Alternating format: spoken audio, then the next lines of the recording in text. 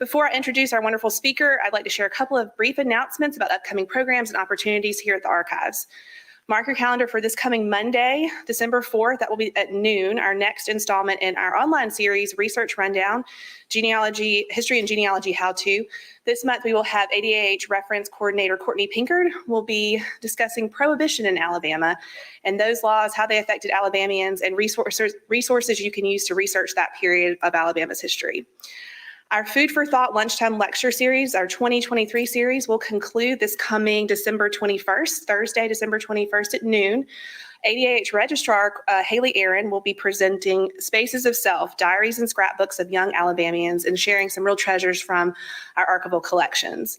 Our 2024 series will be announced very soon. We have another great slate of Alabama history lectures to bring you next year, so be watching our website and social media for that announcement coming shortly. For those of you who are in person today, I invite you, if you have a few minutes after the presentation, head upstairs to the second floor to the Museum of Alabama. Our new temporary exhibition entitled History Lives On, Preserving Alabama's Rosenwall Schools is now open. It's a wonderful exhibit presented in partnership with Auburn University's College of Architecture, Construction and Design, and it will be on view through August of 2024. Copies of Dr. Nichter's book are available outside to purchase. They'll be available, and he'll be available to sign them as well following the program. Also stop by our museum store, great spot for holiday shopping. And we have some extended hours coming this month where you can come after hours and shop. So take a look at our social media for those details. And finally, as we enter the season of giving, I'd like to ask you all to consider joining and supporting the Friends of the Alabama Archives. This organization supports our work and makes things like public programs and our exhibits all possible. And it also membership makes a great holiday gift. So you can learn more about those opportunities at their website, friendsofthealabamaarchives.org, or ask a member of our staff. Okay, so now on to the main event of today's program. We are so pleased to have with us and welcome to our podium today, Dr. Luke A. Nichter, to present on his 2023 publication, The Year That Broke Politics, Collusion and Chaos in the Presidential Election of 1968. Dr. Nichter is a professor of history and James H. Kavanaugh Endowed Chair of Presidential Studies at Chapman University. His area of specialty is the Cold War, the modern presidency, and U.S. political and diplomatic history. Dr. Nichter is a New York Times bestselling author or editor of 7 books and is a noted expert on Richard Nixon's secret White House tapes. Please join me in welcoming Dr. Nichter.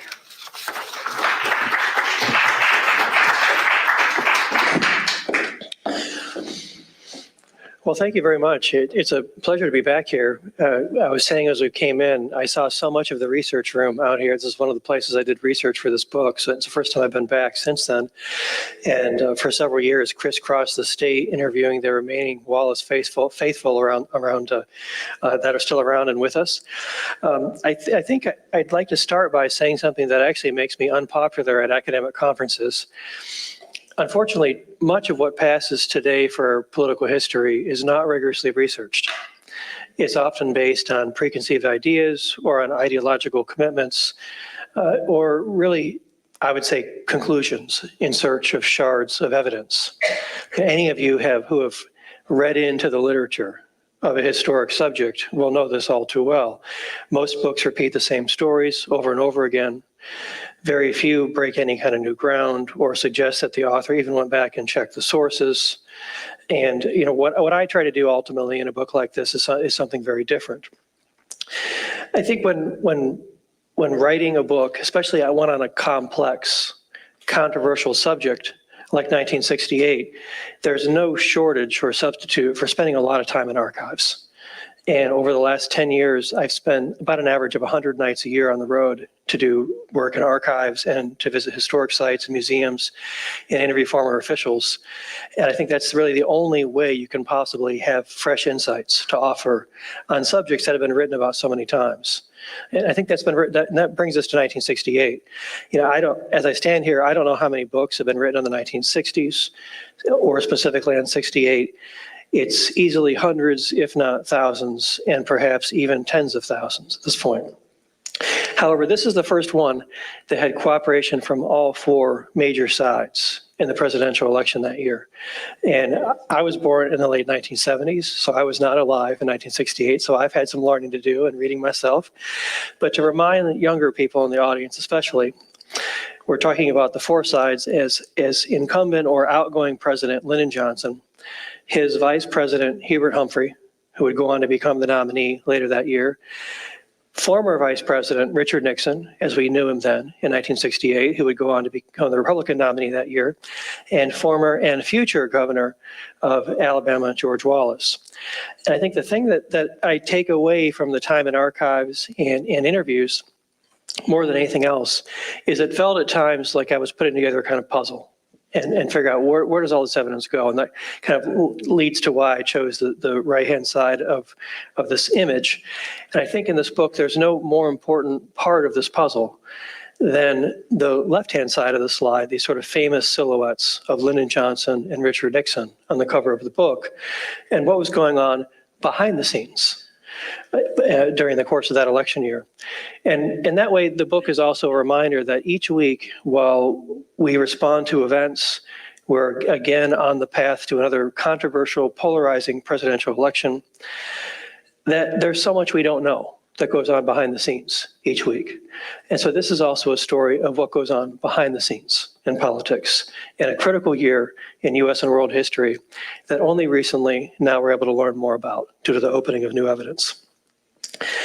And this story has an unusual starting point. It was a meeting I had in December of 2017 with former Vice President Walter Mondale. As you can see in the photo, which I'm now a little ashamed of, because clearly one of us was prepared for single-digit weather in Minneapolis in December, and that person was not me, who was living in Texas then. I was headed to Minneapolis to research this book, making regular trips. Hubert Humphrey's papers are at the Minnesota Historical Society there in the Twin Cities, and I was on a trip to also interview some various Humphrey people who were involved in the campaign, including Hubert Humphrey III, his son, who's known as Skip, two legends in Minnesota politics, Don and Arvon Fraser, who both of them are gone now, but who met originally on Humphrey's 1948 Senate campaign, went all the way back, kind of in modern history, the whole sweep of post-war history in Minnesota. Also, Judge William Howard, who was Humphrey's nephew, who's very close to the family. And this man here, Walter Mondale, probably the most famous of the names that I've just listed for you, although not really the most important one in 1968. In 1968, he was Senator Walter Mondale. He actually had Humphrey's old Senate seat in the Senate after Humphrey was elevated to the vice presidency, beginning in after the election of '64 as Johnson's running mate. But it's always interesting meeting a political figure and talking to them about a time other than the one they're famous for. And Mondale, of course, would have been famous running with Jimmy Carter in '76, serving for that one term as his vice president, going on in '84 and having the nomination and losing in '84 to Ronald Reagan's reelection campaign. Very, very pleasant person to talk to. But in '68, he was also co-chair of Humphrey's campaign, which I knew sometimes is more of a ceremonial role rather than a substantive one in a campaign. Sometimes campaigns have a number of kind of ceremonial co-chairs, and it's not necessarily the ones you want to talk to know what's really going on. But what surprised me, in particular because he didn't write about it in his memoir, was he said, Hubert Humphrey and I became very close in the 1970s. Of course, Humphrey's life was tragically struck short by cancer before the end of the 1970s, and really never had a retirement period where he could focus on his long political career, going back to becoming mayor of Minneapolis during World War II. And so talking to Mondale, I got the impression almost that I was hearing directly from Humphrey about 1968. He said, Hubert and I discussed '68 many times, almost like it was something they still wrestled with. And I think when you lose an election by such a close margin, I attend the Nixon-Ford White House reunions each year, which are still hanging on for probably a couple more years. The numbers are getting pretty low. There used to be some people from the '60 campaign with Nixon, who, as you might remember, lost narrowly to Kennedy and Johnson in '60. And there's something about losing a campaign by a very close margin that never leaves you. If we'd done one thing differently, it could have changed the outcome, and it could have gone the other way. There's something about that. And for some of the Humphrey staffers, some of whom went on and had redemption with Mondale or Carter, it seared them in the same way. So I wasn't completely surprised that Mondale said, Humphrey and I discussed '68 many times. But what I was surprised, that almost knocked me off my chair that day, He was seated at the seat kind of right in front of us at the end of a long conference table at his law firm. And I was seated to his right, where you just see the arm of the chair. And he said, well, do you want to know what I really think about 68? And again, I was thinking almost that what he was saying had either come from Humphrey, or at least they'd discussed it before. Mondale said, Lyndon Johnson absolutely did not want Hubert Humphrey, his own vice president, absolutely did not want Hubert Humphrey to win in 1968. And that goes again, and then he repeated it verbatim again, said it 2 times exactly the same way. And that goes against not just it goes against libraries of books in terms of the consensus about the 68 election. That, of course, Johnson wanted his own vice. I mean, imagine another election. Imagine another president not wanting their own vice president to win. It's sort of unthinkable. It's sort of in these unwritten laws of politics that we've all learned, about the political system. And I didn't know what to say to that. So I said, well, what do you mean? Do you think that Johnson actually wanted Nixon to win? Johnson and Nixon were arch rivals, each of their own generation. If they had run against each other in 68, it would have been the Battle of the Titans. For those of you who watch presidential elections, that would have been the ultimate matchup, kind of in modern U.S. history. Johnson, the best of his generation, the Democratic Party, Nixon, the best of his generation, running against each other. Of course, it didn't happen because Johnson withdrew from the race on March 31st and said he would not run. So I asked Mondale, do you really think Johnson wanted Nixon to win? And he sort of gazed across the room for a minute and then regained his focus back on me. And he said, maybe. And so the challenge for me was, what do I do with that? As a writer, as a researcher, how can I go down that rabbit hole? Is there even a rabbit hole to go down? I'm a historian. I mean, my 9.5-year-old daughter, I think, sometimes thinks being a historian is like Indiana Jones. And it's not nearly that interesting most of the time. But, we need evidence. How do I document? Like, that's a great story. How do I document that somehow, in the book that will ultimately result? And I didn't have a good answer. So that was December of 2017. 2 months later, Reverend Billy Graham died at age 99 in February of 2018. Now, if Graham seems completely unrelated to everything that I've said to you so far, that's okay, but I'll show you how he fits into the story pretty soon. So one of the things I do is I realize that I try to make friends with archivists all over the country. I say this, and I mean it sincerely, that without archivists, the writing of history stops. Because without the records, you can't write the history.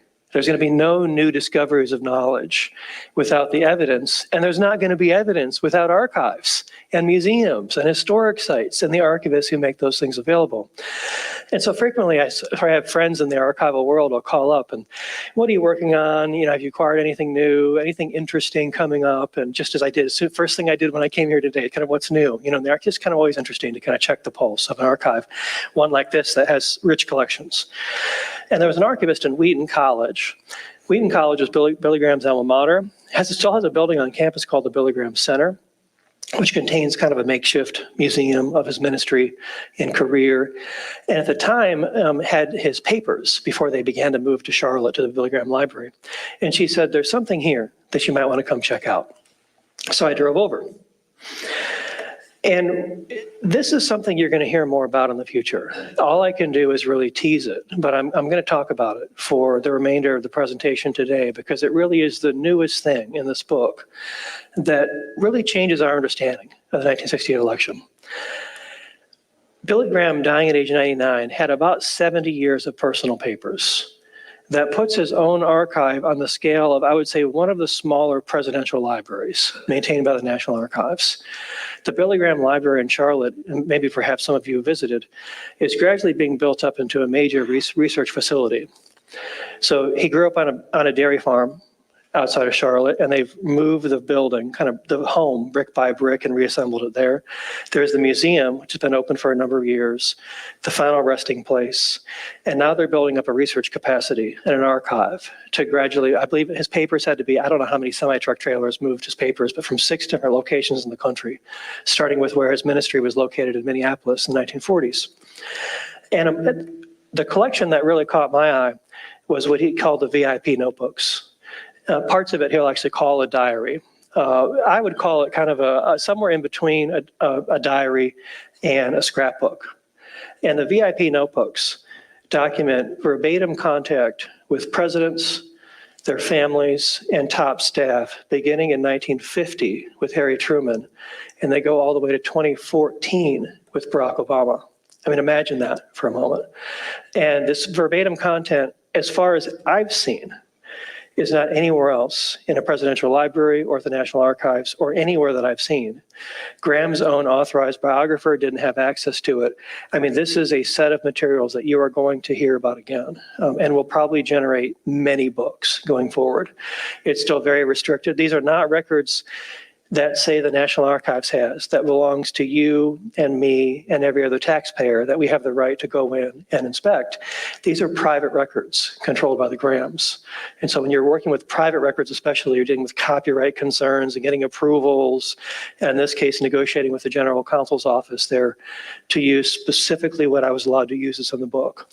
I was allowed to see more than I was allowed to use in the book. And even today's presentation, I will stick generally only to the examples that I was allowed to use in the book, but they're so vivid to show. So I can't resist the temptation to do a little show and tell. At one point, I saw this note on the screen: to be used for memoirs only, then destroyed, in the diary. And thankfully that didn't happen. Otherwise I wouldn't be here today. 68. So I was allowed to see the Johnson and Nixon volumes of the Graham diary. I think I saw the Truman, Eisenhower.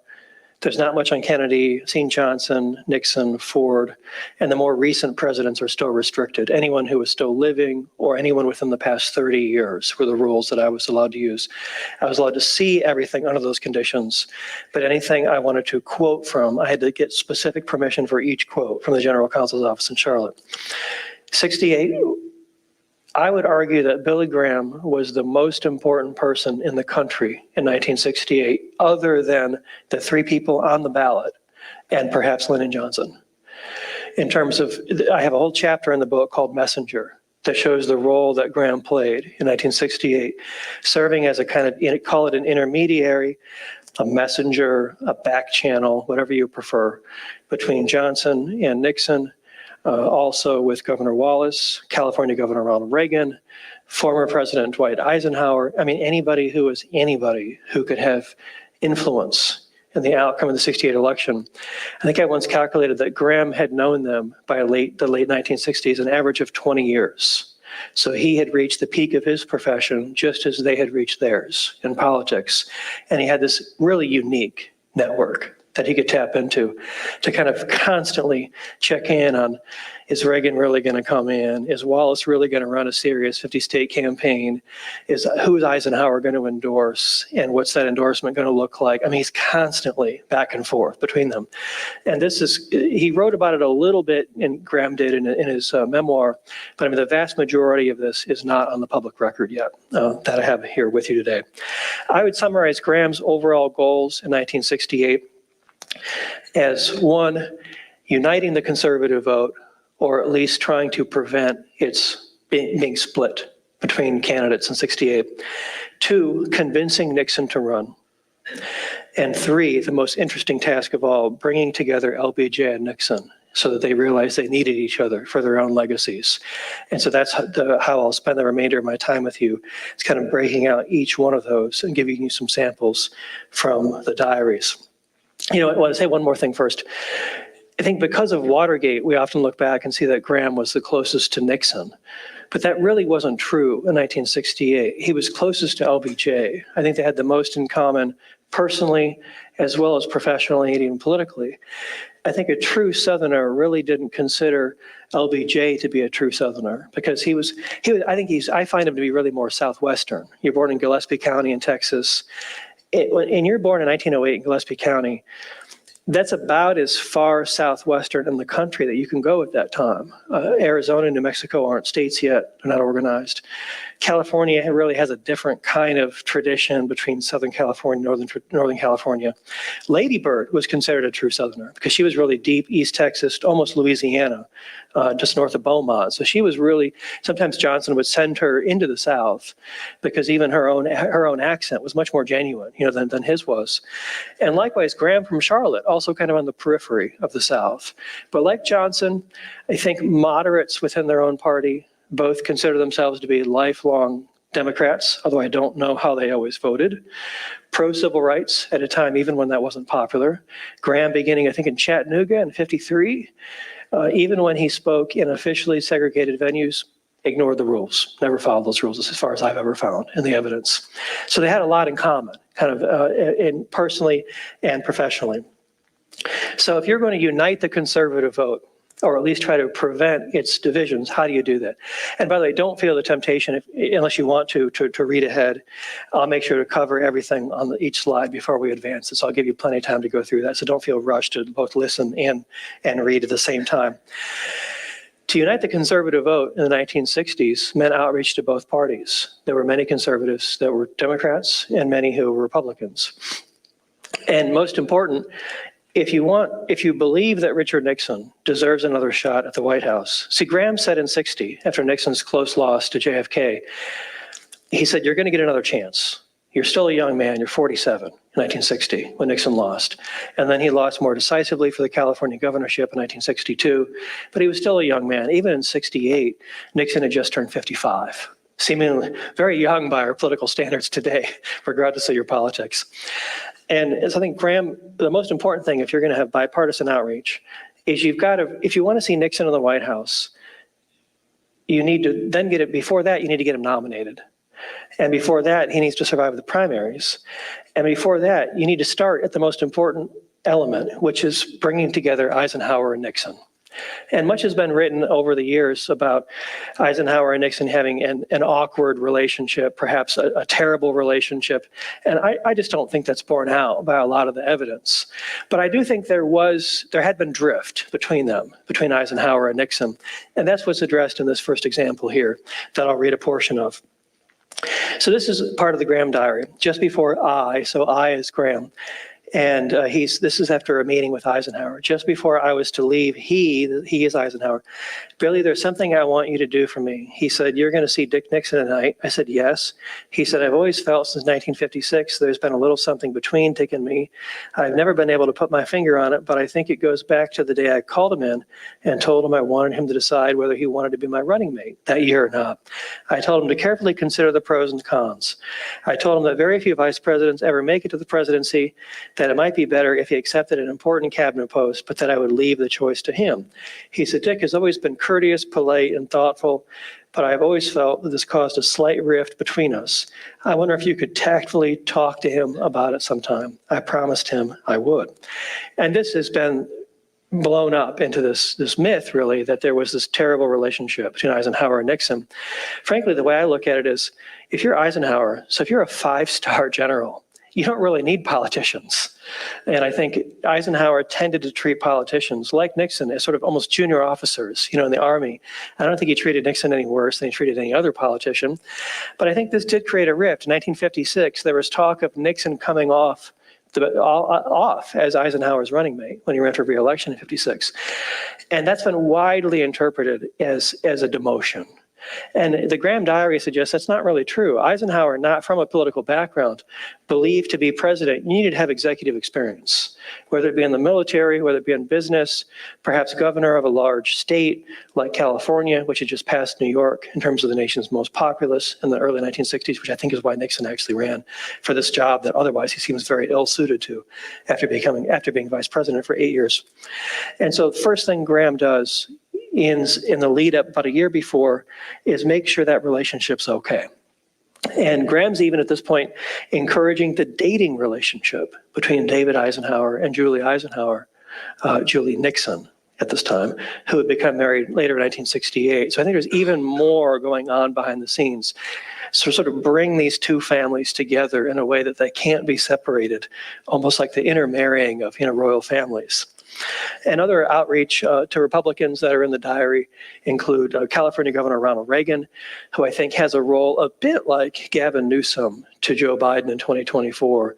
I think Reagan was ready to move in case Nixon made any major mistakes in '68, ultimately didn't.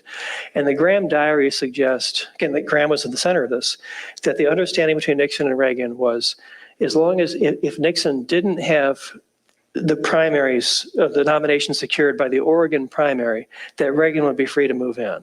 Because Nixon was the only candidate who ran in all the primaries except California, because he didn't want to be on the ballot and run head-to-head against Reagan, Governor Reagan, and divide the conservative vote, because it would have forced conservatives to choose between them. Also, James Gardner was another one, head of the North Carolina delegation at the Republican convention that Graham intervened with. On the Democratic side, Thurman switches parties in '64, but I leave him up there because most of the time it was a conservative Democrat outreach. Also, George Wallace shows up a few times. I expect in a crowd like this, if we get a couple Wallace questions, I'll be happy to talk about that more at the end. Also, John Connally is another one, who we'll talk about it again in just a minute. So Graham writes back to Eisenhower after seeing Nixon. Very carefully and very delicately, I approached Mr. Nixon about the problem you raised on my last visit. I sincerely believe, dear friend, that such a problem does not exist. I seriously doubt if there's a man anywhere in the world that loves you as he does. He owes most of his political prominence to you.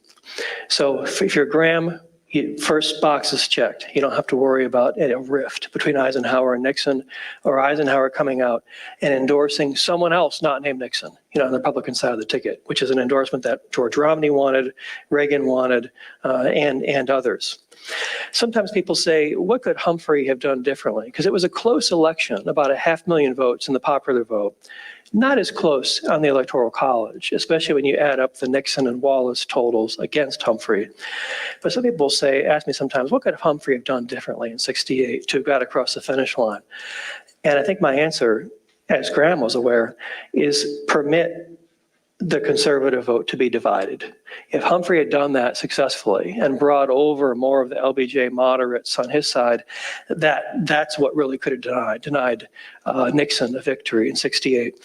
And a key to that would have been if he'd gotten someone like outgoing Texas Governor John Connally as his running mate in '68, would have divided that conservative vote that was beginning to at least, if not become Republican like Thurmond, at least begin to vote for Republicans at the top of the ticket before voting Democrat at the state level, all the way down. So Connally was a key one. And the Graham diary allows one to believe, again, that Graham intervened with Connally at the Chicago convention where the Democrats met that year to offer it in exchange for staying away from Humphrey and off the Democratic ticket in '68, that a President Nixon would offer John Connally a cabinet post, even though he was among the nation's most prominent Democrats. And that's the second paragraph here. Graham writing to Nixon, as you know, I'm going to San Antonio, Texas, week after next for a major crusade, such as we conducted in Portland, Oregon. I will be seeing Governor John Connally. In my opinion, if he joins the ticket as vice presidential candidate, he will greatly influence the South. When I saw you in Miami the first of the year, you indicated that you might want him to help you in the event you were elected president. I would like some guidance from you considering my conversation with him. I'm wondering if it would be possible for you to call me at your convenience and we might chat about it.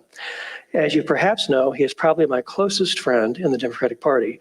I can tell you authoritatively that he has tremendous respect and admiration for you. It's yet another important way that Graham was involved behind the scenes during the '68. Making sure the conservative vote were united, or at least preventing it from being divided between Humphrey on the Democratic side and Nixon on the Republican side. Step 2, convincing Nixon to run. This seems like a foregone conclusion. Why would he not run? I think he was really a broken man after the '60 loss that was very close, and the more decisive loss in '62.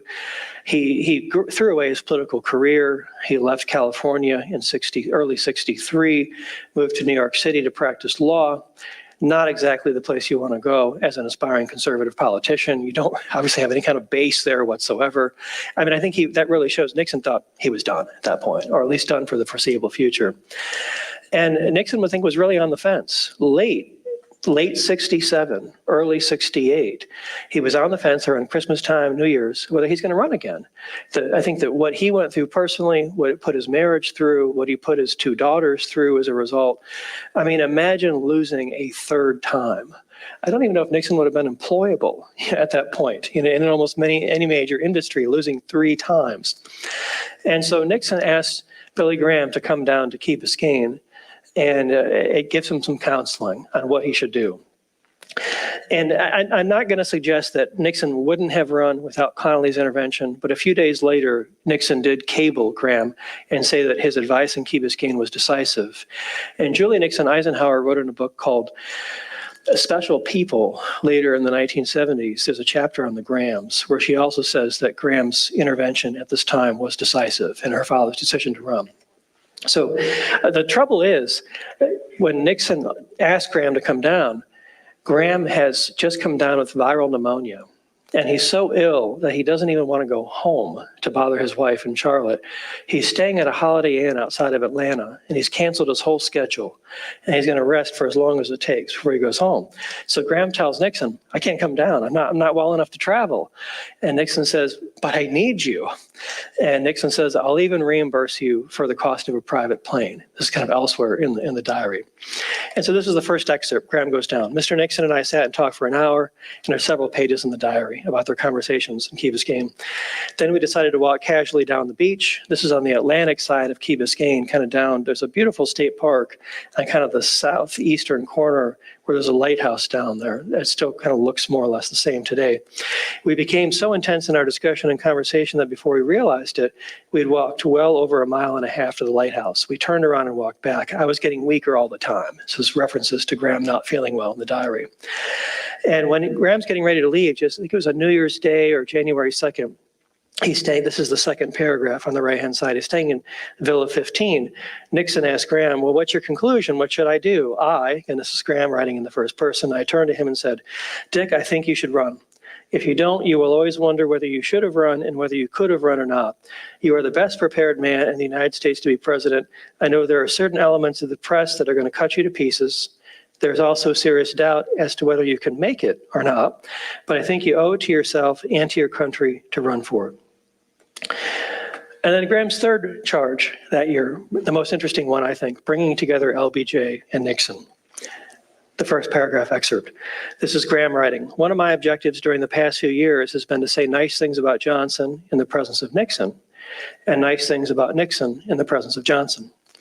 I could not help but feel in my heart that Nixon was going to be the next president, and I felt that there would come a day when they would need each other, just as Johnson felt his need of Eisenhower.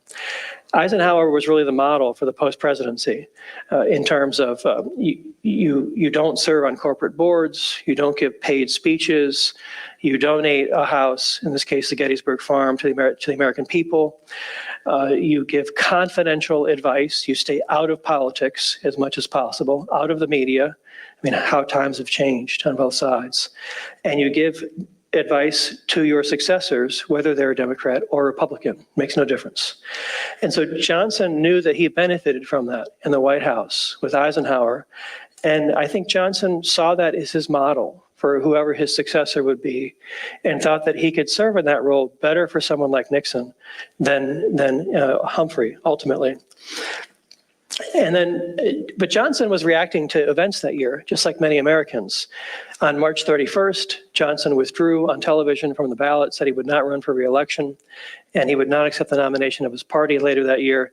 I think initially the diary suggests that Johnson wanted Nelson Rockefeller to be a successor, liberal governor from New York, liberal Republican governor from New York, very kind of symbiotic on domestic policy.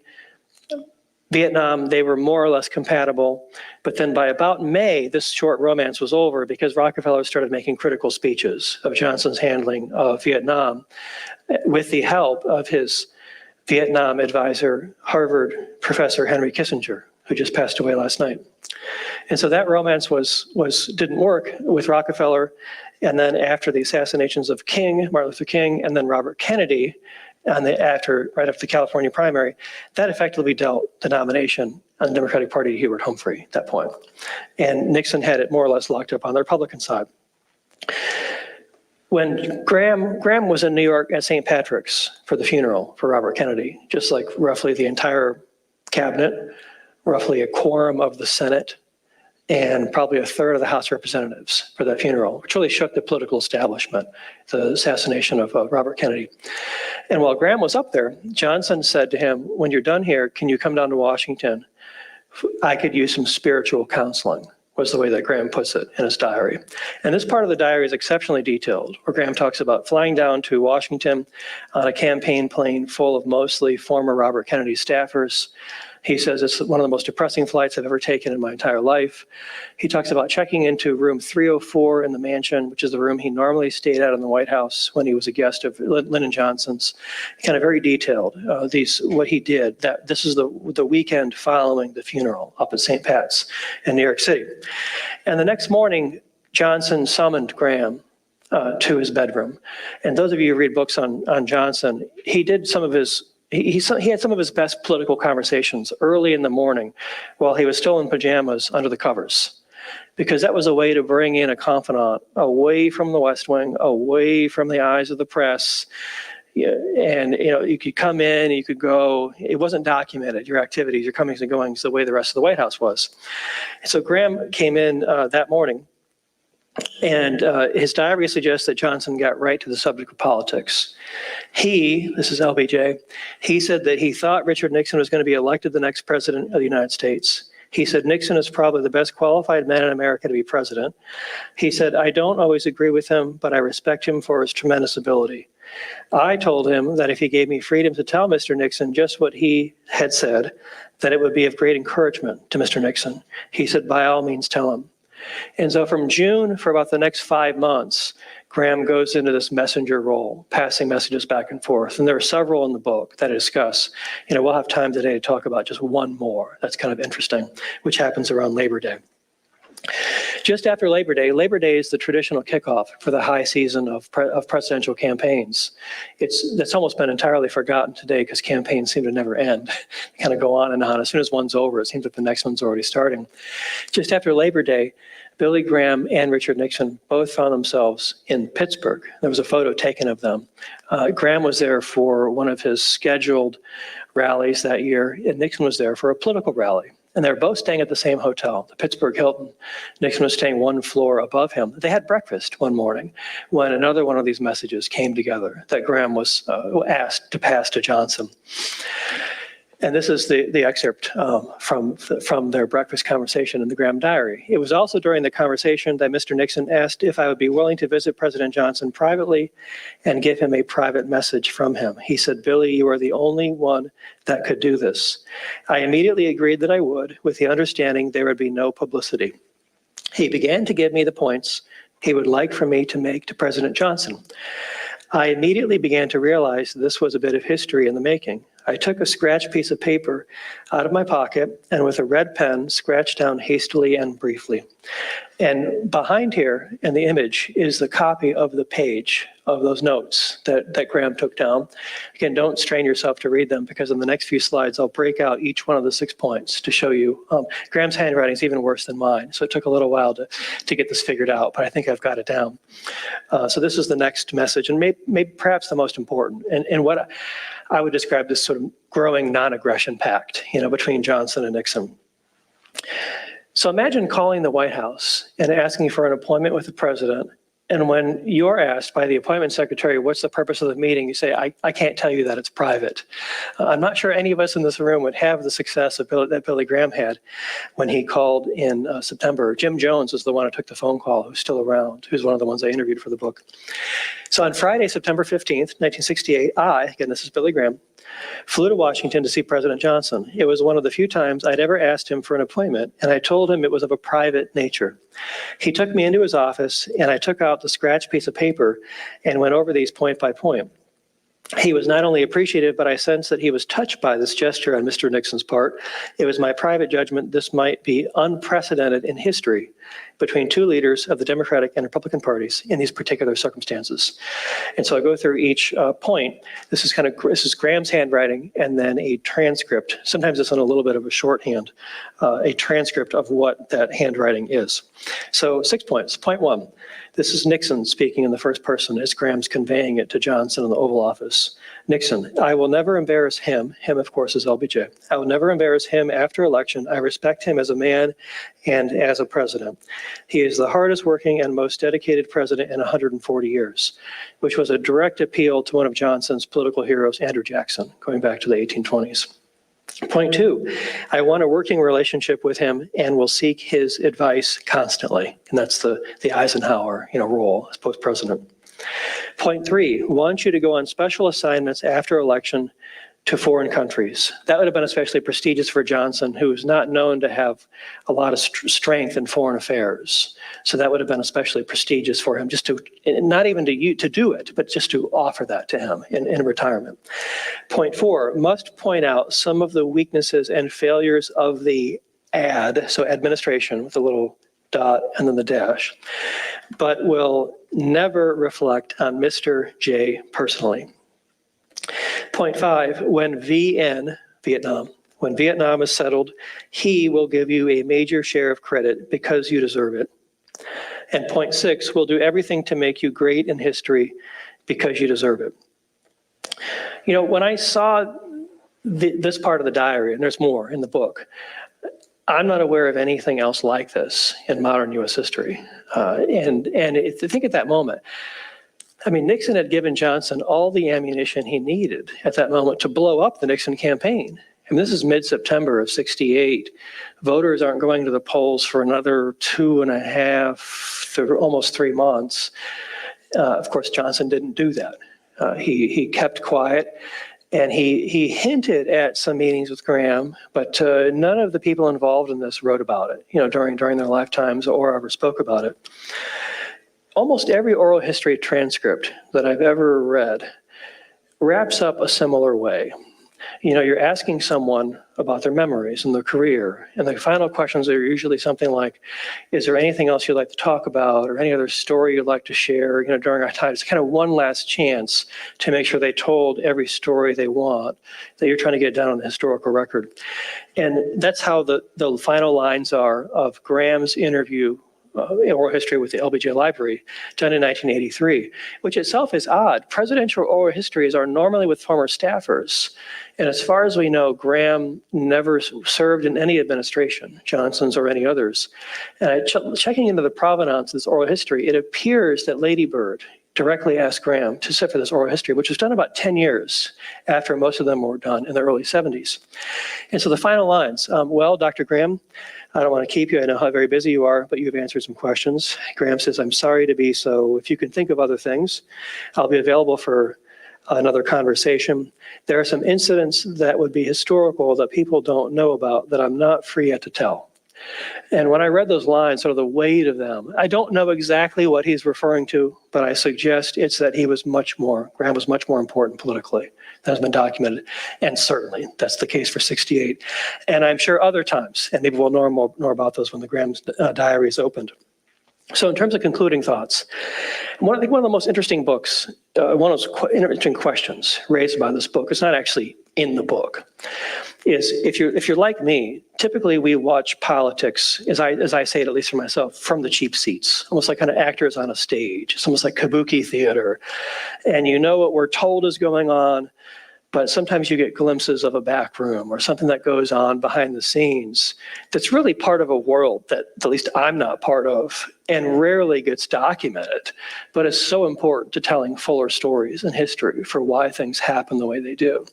So I think really one of the most important intellectual questions of a book like this, which goes way beyond 1968, is what if politics is not what we've been told? Or as we've learned it. And you can certainly think that in this year, it's often said that politics makes strange bedfellows. I think that's especially true when politicians begin to think about legacy. And when it comes to legacy, I think there's an awful lot in Washington that happens that we don't realize that actually happens for personal selfish reasons and not because of a political party or because of a policy has to get defended. And so it's fascinating to consider other periods of time with interesting elections that we knew it seemed like there's something more going on, that you kind of wonder, I wonder if we'll learn one day, and there's someone like Billy Graham, he might have been documenting that.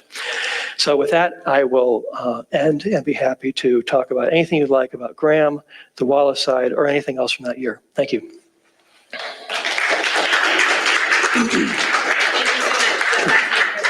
Am I on? Okay. If anyone has questions in the auditorium, raise your hand. I'll pass you the microphone because we are recording. And if you are joining us online, please drop them in the comments and we'll get to those as well.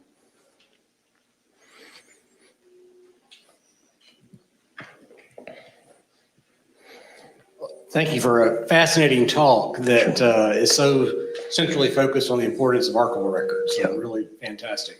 Based on what you're seeing in Graham's diary, I mean, the notation said for his own personal use for his memoirs, but what conclusions do you draw about his mindset as he's making these notes for himself? Is there a mix? Is this a duty he feels like he's carrying out? Is there a sense of the thrill of being at the heart of these incredible events as they're unfolding?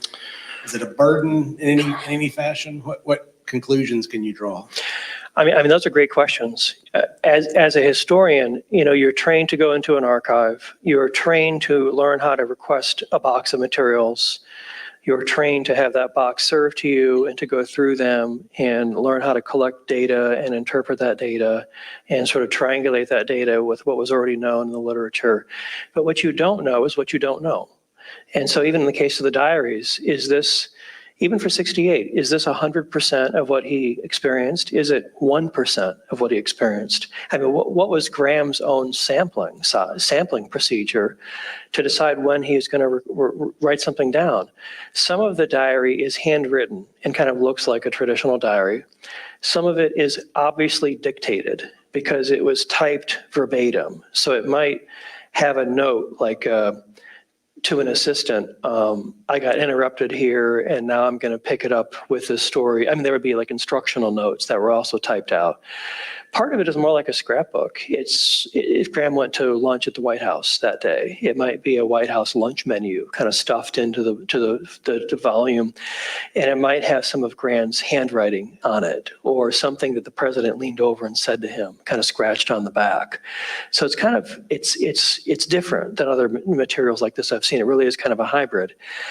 Graham frequently says in his own diary that he reassures political figures that he doesn't do political things, and that that what they say to him is said in confidence. It's not being recorded in any way.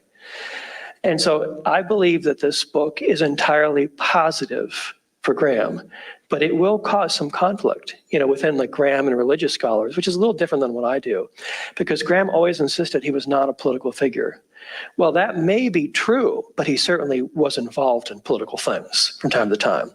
So that's an interesting question. And I think part of it is when the diary is more fully opened, even the part that you've heard about today, we'll be able to sort of situate that and understand.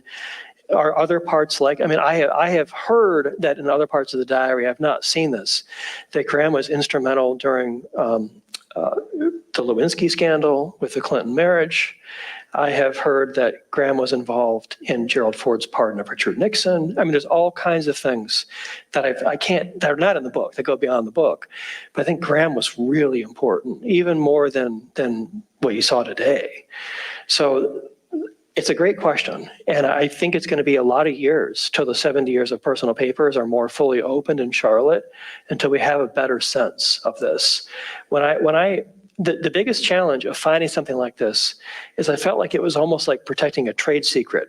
And the way you protect a trade secret is either tell everyone so you can claim it, or you tell no one. There's not really an in-between position, on the dial. And when I found this, I thought, I need to get some expert to how do I know I can trust this? But who do you tell in this case? Because it goes against the grain of so much political history. And in this case, I ran it by some Nixon people and some Johnson people. But so far, I feel like it's a fairly reliable source, and it's fairly kind of He's self-critical at times. One of the people I went to was his official biographer, who is still alive at Rice University, Bill Martin. And I went to him, and he told me that he tells the story in his book how Graham chose him to be his biographer in 1983. He told me Graham said I could have anything I wanted in terms of documentation. He assigned a staff person to help me. He even allowed me to travel with him at times to talk to him, and he had to turn down because he offered expenses and reimbursed me. He's like, I really wanted to keep some separation. And I said, well, I have some things here I want to show you. And it's this, you recall this because it wasn't in his book. And I showed it to him and read even some of the examples here. And he kind of looked at me and he said, well, obviously he held some things back. So I think Graham, was very sophisticated and really understand what he was. I think the kind of record that he created was intentional. I think he knew what he was doing. But I think there's still many more mysteries that need to be unlocked in these records.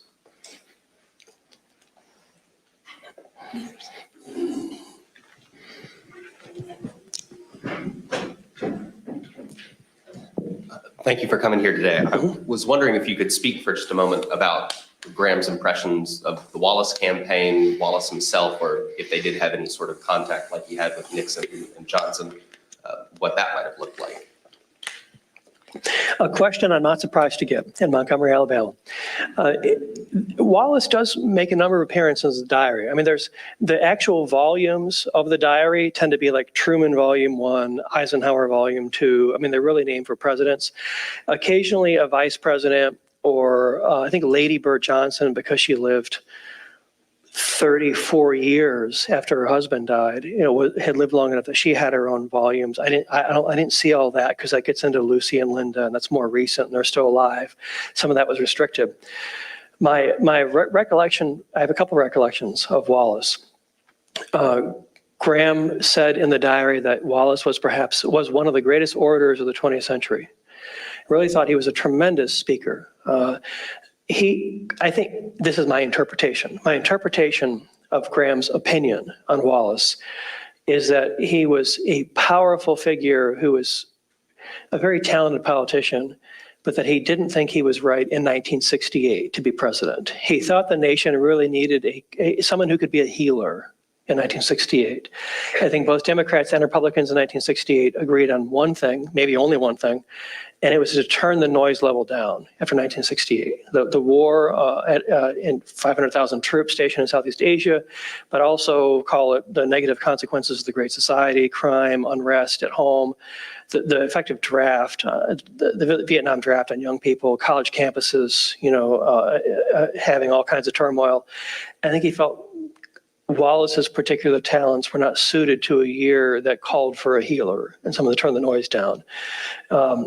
But Graham also did some political things for Nixon with Wallace. One in particular that comes to mind right now, I think it's in the book. The problem when you're an author is when you think of what's in your book, it's everything that you wrote.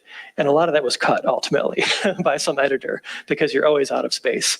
So I'm constantly catching myself like, I think that's in there, but I have to remember. But I think that one is in there.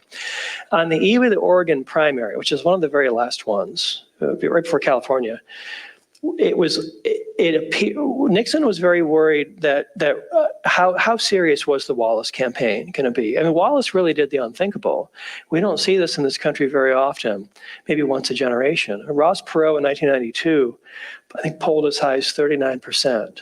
Didn't win any electoral college votes. But made a difference, I think, in that outcome, potentially. I mean, that's a campaign that also hasn't really been written because the records aren't open. That's really new for history in 92. Wallace polled as high as 23-ish% in 68 and did win electoral college votes. And whether Wallace or Perot, I think the issue was not that they had a chance to win outright, but to be a spoiler for one of the other two major candidates, or maybe even better, to cut a deal with the one side or the other and have an expanded influence going forward and have your side represented, almost like a coalition government where a small coalition party can have, outsized weight, in a European-style coalition government. And Graham, on the eve of the Oregon primary, was sent to Montgomery to see Wallace because I think Nixon wanted to figure out what's Wallace up to. What's he going to be doing the next few months? And Graham wrote something like, in his diary, it was the first time that Nixon had asked him directly to do anything political. And as soon as I walked in and saw Governor Wallace, I knew it was a mistake because he could sense why I was there, that the political timing was too closely connected to the primary, and that Wallace was a very astute politician, who could tell that there were political clouds in the sky 20 miles before they got there, could figure out this is a little suspicious. And he said it really was a chance that he ended up not being able to serve his mission for Nixon to figure out what Wallace is up to, because Wallace immediately sensed why Graham was really there. So Graham does make a few, I would call it more than cameos, but he does show up kind of here and there, but within the Johnson and Nixon volumes. And I would guess there are probably 8 or 10 of those. I mean, it's really extensively docked, LBJ especially. I'm doing LBJ White House years for my next book, so it's going to be several more years to take these ideas and extrapolate them out on an even bigger canvas. And the LBJ volumes might be the most personal of any of the volumes that I've seen. I mean, it even documents verbatim the content of their prayers with LBJ. LBJ was really tormented and constantly was worried about the afterlife, according to Graham's diary, and always wanted to, Graham says he would always ask to pray the sinner's prayer in the White House when I visited. And I told him, Mr. President, if you do it properly once, you don't need to keep doing it. But Johnson was very tormented, there's no details in the diary, but Johnson would say something like, I've done a lot of awful things in my life. He doesn't detail what those are in his diary, but I think Johnson was really a tormented, kind of haunted individual, at least what you take away from the Graham diary. So it's really, to me, I find it really interesting and personal. And it's a unique resource in terms of who these presidents really were as human beings.